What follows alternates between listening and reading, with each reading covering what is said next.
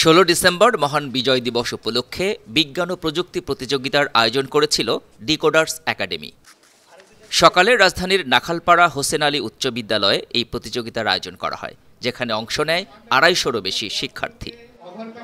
প্রতিযোগিতার মূল ফোকাস ছিল রোবোটিক্স অ্যান্ড কোডিং।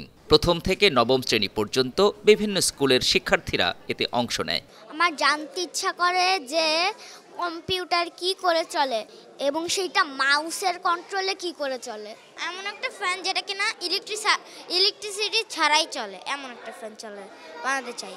আমি কিছু গেমস বানিয়েছি যেগুলো রিলিজ করা হয় না, মানে আমি নিজেই বানিয়েছি, একজনের হেল্প নিয়ে বানিয়েছি, ক্যালকুলেটর বানিয়েছি, অনেক কিছুই বানিয়েছি আমি। শিক্ষার্থীদের সাথে সাথে অভিভাবকদের উপস্থিতিও ছিল চোখে পড়ার মতো। তারাও জানালেন তথ্য প্রযুক্তি নিয়ে তাদের প্রত্যাশার কথা।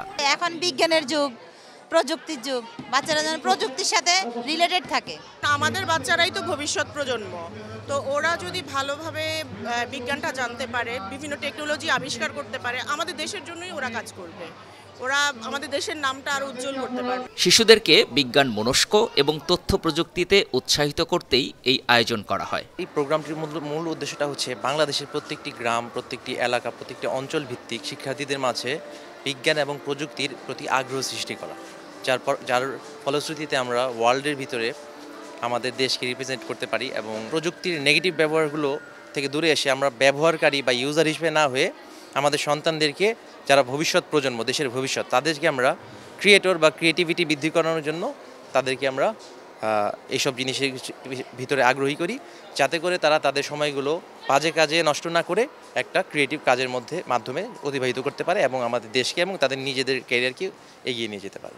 শিক্ষার্থীদের মেধা বিকাশে এবং প্রযুক্তি নির্ভর উন্নত বাংলাদেশ গড়তে এ ধরনের উদ্যোগ ভূমিকা রাখবে বলে মনে করেন এই শিক্ষক। আমরাও স্বপ্ন দেখি আমাদের বাচ্চারাও ফেসবুকে চাকরি করবে, গুগলসে চাকরি করবে, সেটা আমাদের দেশের জন্য গৌরব বয়ে আনবে। আমরা যারা পুরানো দিনের অভিভাবক, আমরা মনে করি যে বাচ্চারা সারাক্ষণ শুধু প্রযুক্তি নিয়ে পড়ে থাকে, এটা তাদের জন্য পড়াশোনার ক্ষতি। কিন্তু এটা আমি মনে করি অভিভাবকদের বুঝতে হবে যে প্রযুক্তি ছাড়া চলা যাবে না। পড়াশোনার পাশাপাশি আমি মনে করি পড়াশোনার চেয়েও প্রযুক্তি বেশি প্রয়োজন। সুতরাং অভিভাবকদের এই ব্যাপারে সচেতন হতে হবে।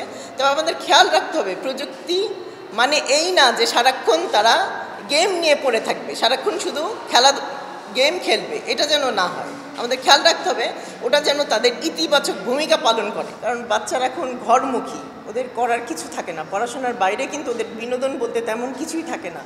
এই ধরনের আয়োজন যদি হয় ওরা উৎসাহী হবে বিজ্ঞানের প্রতি এবং পড়াশোনার প্রতি। শিক্ষার্থী, শিক্ষক ও অভিভাবক ছাড়াও এ সময় স্থানীয় গণ্যমান্য ব্যক্তিবর্গ উপস্থিত ছিলেন। GM Mahmud, 52 TV, Dhaka. সবাইকে দেখাইতে পারবা যে তুমি কি করতেছো।